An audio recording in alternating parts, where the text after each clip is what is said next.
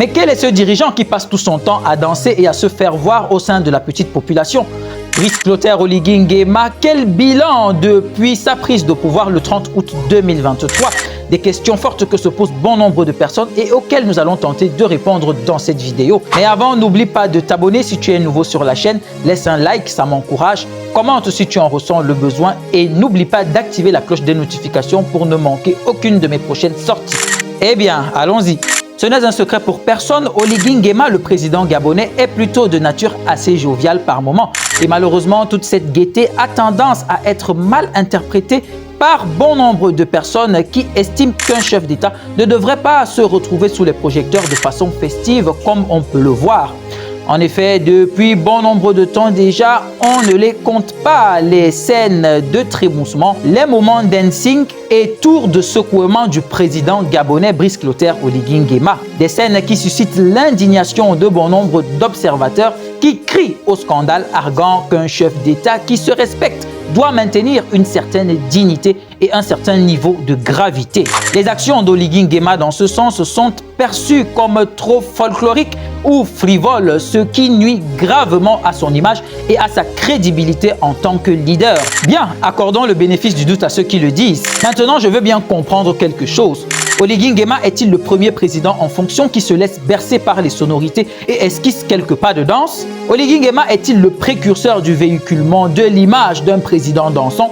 Eh bien non. Partout dans le monde, des présidents en fonction ont dansé en public, que l'on soit à la tête des États-Unis d'Amérique, président du Congo-Brazzaville, président de l'Afrique du Sud, président du Nigeria, président de la Côte d'Ivoire, la reine d'Angleterre ou non, tout le monde danse. Il n'y a qu'au Cameroun, comme c'est un pays particulier, que je crois n'avoir jamais vu le président esquisser quelques pas de danse. C'est même d'ailleurs très curieux quand on sait que sa compagne a véritablement le rythme dans la peau.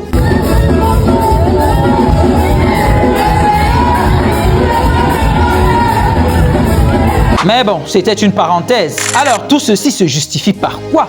Eh bien, depuis la nuit des temps, la danse est un élément fondamental de la culture humaine et surtout africaine, berceau de toutes les cultures. La danse, c'est l'expression culturelle qui reflète les traditions, les croyances et les valeurs. C'est la communication non verbale qui permet aux gens de s'exprimer et de partager leurs émotions, leurs pensées et leurs expériences. La danse, c'est un élément d'identité des peuples africains. C'est également une thérapie et un bon moyen de socialisation permettant aux gens de se réunir, de renforcer les liens communautaires, soulager le stress, la douleur et les souffrances émotionnelles. Brice Oligui Nguema, par ses mouvements, fait donc honneur à ses racines. Quoi de plus normal? Sa participation à ces mouvements culturels est un geste de respect et de reconnaissance envers la riche culture gabonaise. Ce qui pose problème ici, selon les détracteurs, c'est bien la récurrence des faits. Il apparaît alors très important de trouver un équilibre entre le respect de la culture et la dignité de la fonction présidentielle. Le président doit être capable de s'adapter aux différents contextes et de savoir quand il est approprié de montrer sa personnalité et quand il doit rester plus réservé. Sauf que celui qui ose dire que ce n'est pas ce que fait déjà Oligui Nguema est atteint de démence, car primo, il n'y a qu'à jeter un coup d'œil sur sa posture, son expression faciale, sa gestuelle en temps de cérémonie officielle et de traitement de dossiers gouvernementaux pour voir que la part des choses est effectivement faite. Secondo, son bilan jusqu'ici est très satisfaisant, ce qui contraste très fort avec l'image de ce président fainéant occupé à danser dans les rues gabonaises que les adeptes du mensonge et du discrédit veulent bien véhiculer. En seulement 6 mois, le chef du Gabon a réussi à rehausser considérablement le niveau de vie des citoyens, niveau de vie fortement appauvri par l'ancien régime prévaricateur et antinationaliste. Comme le montre le diagramme qui s'affiche à l'écran, on peut constater que pour la période allant de septembre 2023 à février 2024, les secteurs prioritaires du gouvernement de la transition n'ont été autres que l'énergie, les infrastructures et l'agro-industrie avec des taux respectifs de 35, 26 et 18% en ce qui concerne l'investissement, contre seulement 6% d'investissement à la fois pour les mines, les logements et l'huile et le gaz.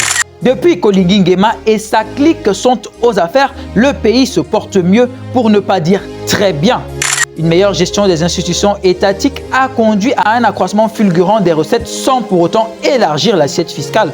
On note également une gestion impeccable de la dette publique avec le succès des actions de mobilisation de ressources sur le marché financier régional, le paiement de la dette intérieure, l'appurement progressif des arriérés extérieurs 2023 et l'initiation du paiement régulier du service de la dette 2024, en passant par la mise en application des conventions signées et la négociation de nouveaux prêts pour appuyer des secteurs névralgiques mis à mal par l'ancien régime. En ce qui concerne la vie chère, le gouvernement de la transition s'est attelé à la baisse des prix des produits alimentaires de grande consommation, des matériaux de construction et des produits de carrière, sans parler de la gratuité des fournitures électriques et de l'eau aux abonnés à faible revenu. Le gouvernement a également baissé les prix de billets d'avion pour les vols domestiques et celui du train.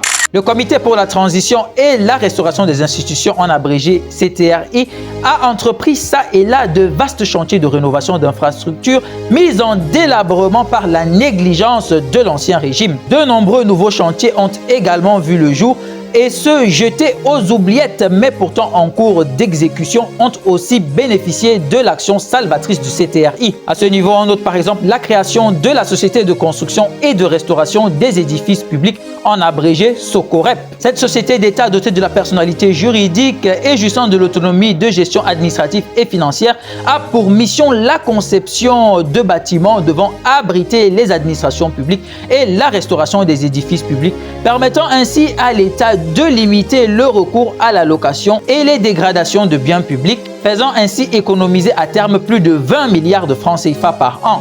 Oligui Nguema, c'est aussi la nationalisation de plusieurs sociétés étrangères telles qu'Afrijet ou encore Assala. Avec le rachat de 56% des actions d'Afrijet, le CTRI a voulu faire renaître chez les Gabonais l'espoir de voir créer à nouveau une compagnie aérienne nationale. Un projet très salué devant aboutir à la création de la société Fly Air Gabon Holding. En ce qui concerne le rachat d'Assala, le deuxième plus grand producteur de pétrole du Gabon, cela illustre l'engagement du président envers la souveraineté nationale et la sécurisation des ressources stratégiques du Gabon. Les Gabonais pourront ainsi pleinement profiter de la manne pétrolière dont regorge le pays et dont ils ont été méchamment privés en grande partie par l'ancien régime qui s'en était tout simplement accaparé. Sur le front social, Oligui Nguema a procédé au règlement d'arriérés de primes, régulation de la situation administrative de plusieurs agents publics, apurement des pensions retraites verrouillées, amélioration générale des conditions de travail des Gabonais, etc. Sur le plan sécuritaire, on note de nombreuses dotations mobilières, immobilières et logistiques afin de hisser les forces de défense gabonaises dans la compétitivité opérationnelle. Oligui Nguema a, comme qui dirait, rétabli la stabilité et la sécurité dans le pays, amélioré la gestion des entreprises publiques, promu la transparence et la responsabilité dans la gouvernance et protégé les intérêts du Gabon et de ses citoyens. La corruption ainsi que la malgouvernance sont traquées en permanence dans le pays et malgré la kyrielle de choses qui viennent d'être citées, certains ont quand même l'outrecuidance de venir souligner d'un trait accusateur les multiples interventions de ce digne dirigeant dans le domaine culturo-traditionnel. Honte à ceux-là! De toutes les façons, n'étant pas en mesure de changer les multiples affabulations en émanation des esprits tordus de la diffamation, on ne saurait prétendre à y mettre un terme. En somme, la vérité, aussi dérangeante soit-elle pour cela, demeure connue de la grande majorité. Vive la patrie gabonaise! C'était le patriarche Wikaye au micro de cette présentation. Humble citoyen pour vous servir. Abonne-toi, like et partage.